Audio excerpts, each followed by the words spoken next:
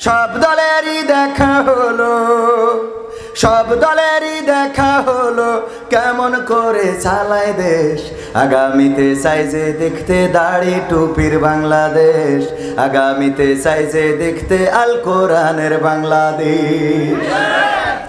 এমন নেতা চাই যে দেশে দুঃখ সবার বোঝে, গরিব দুঃখীর বাড়ি বাড়ি দুঃখ কষ্ট খোঁজে রে, দুঃখ কষ্ট খোঁজে। এমন নেতা চাই যে দেশে দুঃখ সবার বোঝে, গরিব দুঃখীর বাড়ি বাড়ি দুঃখ কষ্ট খোঁজে রে, দুঃখ কষ্ট খোঁজে। সব অধিকার ফিরিয়ে দিয়ে, সব অধিকার ফিরিয়ে দিয়ে আনবে দেশে খুশির লেশ। আগামীতে চাই যে দেখতে দাড়ি টুপির বাংলাদেশ, আগামীতে চাই যে দেখতে আল কোরআনের বাংলাদেশ, আগামীতে চাই যে দেখতে দাড়ি টুপির বাংলাদেশ, আগামীতে চাই যে দেখতে আল কোরআনের বাংলাদেশ। ভ্রান্ত মতে বাতিল পথে শান্তি খোঁজে যারা, রবের ভাষায় চোখ থাকিতে অন্ধ বধির তারা রে, অন্ধ বধির তারা। ভ্রান্ত মতে বাতিল পথে শান্তি খোঁজে যারা, রবের ভাষায় চোখ থাকিতে অন্ধ বধির তারা রে, অন্ধ বধির তারা। থাকলে অটল ভুলের পথে, থাকলে অটল ভুলের পথে, এহ পরকাল হবে শেষ। আগামীতে চাই যে দেখতে দাড়ি টুপির বাংলাদেশ, আগামীতে চাই যে দেখতে আল কোরআনের বাংলাদেশ, আগামীতে চাই যে দেখতে দাড়ি টুপির বাংলাদেশ, আগামীতে চাই যে দেখতে আল কোরআনের বাংলাদেশ। দুর্নীতি আর দুঃশাসন ভাই চলবে না এই দেশে, রুখে দিতে হবে তাদের আসলে ফ্যাসিস্ট বেশে রে, আসলে ফ্যাসিস্ট বেশে। দুর্নীতি আর সাদাবাজি ভাই চলবে না এই দেশে, রুখে দিতে হবে তাদের আসলে ফ্যাসিস্ট বেশে রে, আসলে ফ্যাসিস্ট বেশে। চললে আইন আল কোরআনের, চললে আইন আল কোরআনের, তবেই দেশটা চলবে বেশ। আগামীতে চাই যে দেখতে দাড়ি টুপির বাংলাদেশ, আগামীতে চাই যে দেখতে আল কোরআনের বাংলাদেশ, আগামীতে চাই যে দেখতে দাড়ি টুপির বাংলাদেশ, আগামীতে চাই যে দেখতে আল কোরআনের বাংলাদেশ। সব দলেরই দেখা হলো, সব দলেরই দেখা হলো, কেমন করে চালায় দেশ। আগামীতে চাই যে দেখতে দাড়ি টুপির বাংলাদেশ, আগামীতে চাই যে দেখতে আল কোরআনের বাংলাদেশ, আগামীতে চাই যে দেখতে দাড়ি টুপির বাংলাদেশ, আগামীতে চাই যে দেখতে আল কোরআনের বাংলাদেশ। আমাদের একজন ভাই বললেন দাড়ি পাল্লার বাংলাদেশ দেখতে চাই। আমি শুধুমাত্র একটা প্রতীকে সীমাবদ্ধ করতে চাই না, আমি বলতে চাই ন্যায় ইনসাফ সুবিচার এই বাংলার জমিনে কায়েম করার জন্যে, আল্লাহর দিন আল্লাহর জমিনে প্রতিষ্ঠিত করার জন্যে, যারা কোরআন বুকে নিয়ে, যারা আল্লাহর দিন বুকে ধারণ করে লালন করে, যারা রাসূলের সুন্নাত নিজেদের শরীরে ধারণ করে লালন করে আমাদের সামনে এসে দাঁড়াবে, আমরা প্রতীক যাই হোক আমরা তাদের লোক। বলেন ঠিক কিনা? এই সিদ্ধান্ত কি নিতে রাজি আছেন? কারণ আবার অনেক ভাই বলতে পারে যে এই মাহফিলে তো আমরা টাকা দিছি, আছে না নাই? এখন আজ মাহফিলে শুধু কি জামাত ইসলাম ইনভেস্ট করে? শুধু জামাত ইসলাম টাকা দেয়? অন্য অন্য দলও দেয় না? দেয় না?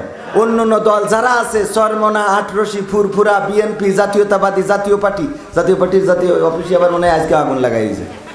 ওকে তো থাকার কথাই নাই এই দেশে, ওরা আছে কেন এটাই তো বুঝিনি, কথা কয় না। ওবায়দুল কাদের না থাকলে এই এরশাদের ভাই কাদের থাকে কেমনে? ঠিক না বেঠি? ওবায়দুল কাদেরের যদি জায়গা না হয়, জিএম কাদের এই দেশে থাকে কিভাবে, এটা প্রশাসনের কাছে জানতে চায়। কারণ এরা ফ্যাসিস্টদের দোসর, এরা ফ্যাসিস্টদেরকে চালিয়েছে। বলেন ঠিক কিনা? সুতরাং এইগুলোকেও আইনের আওতায় আনার দরকার আছে না নাই? বিচারের কাঠ গড়ায় দাঁড় করানো দরকার। কোন পাগল ছাগল স্লোগান দিয়েছে তারে ধরে জেলে ভরে, আর বুদ্ধিমান না ধরি তো পাগল ছাগল ধরে। বুদ্ধিমানদের সব সেভ এক সিট দেয়, কি এক্সিট? Safe exit. আর ওই পাগল ছাগল কিটা কথা কই ও ধরিনি। এই জন্যে সোচ্চার হতে হবে, জাগ্রত হতে হবে। ষড়যন্ত্রের ফাঁদে পা দেওয়া যাবে না। ফাঁদ পেতে রেখেছে। আজকেও নিষিদ্ধ ঘোষিত দল রাজপথে মিছিল করেছে, যদিও পত্রিকায় লিখেছে এটা মিছিল নাকি দৌড় প্রতিযোগিতা, তা বোঝা যাচ্ছে না। খেয়াল করেছেন?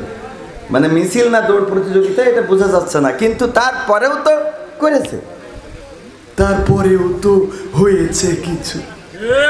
ঠিক না বে ঠিক?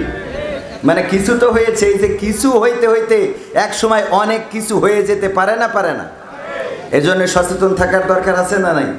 শুরুতেই বলে রাখি, তাওহীদি জনতা যদি হয়ে থাকেন, মসজিদের সাথে সম্পর্ক, মাদ্রাসার সাথে সম্পর্ক, দ্বীনের সাথে সম্পর্ক, আল্লাহ ও তার রাসূলের সাথে সম্পর্ক রাখতে হবে।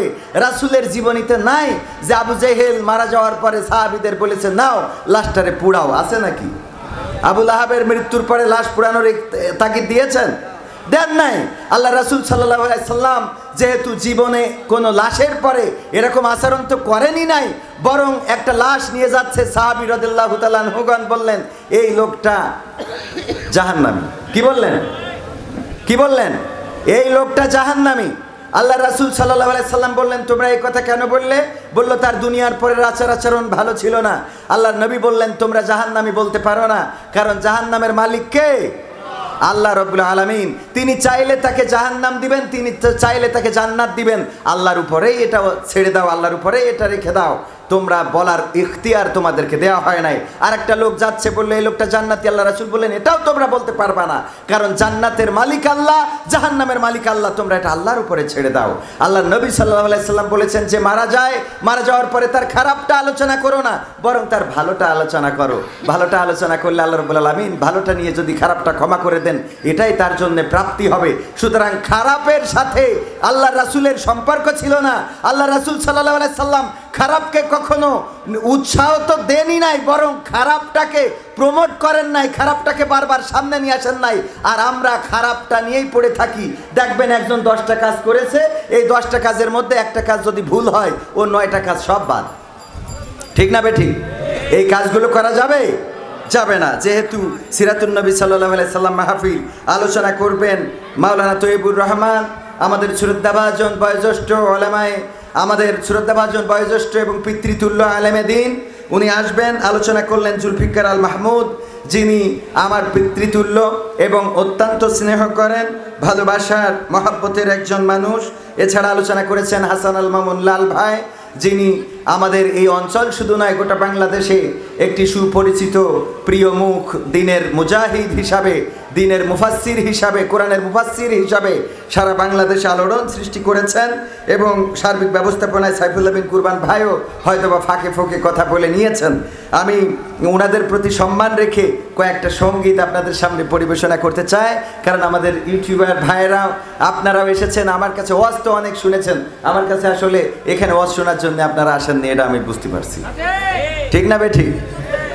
যার প্রেমে দিয়েছি এমন, যার নিয়ে দেখিয়া স্বপন, হৃদয় হয় যে ব্যাকুল, সে যে আমার প্রিয় নবী মুহাম্মদ রাসূল, সে যে আমার প্রিয় নবী মুহাম্মদ রাসূল, যার প্রেমে দিয়েছি এমন।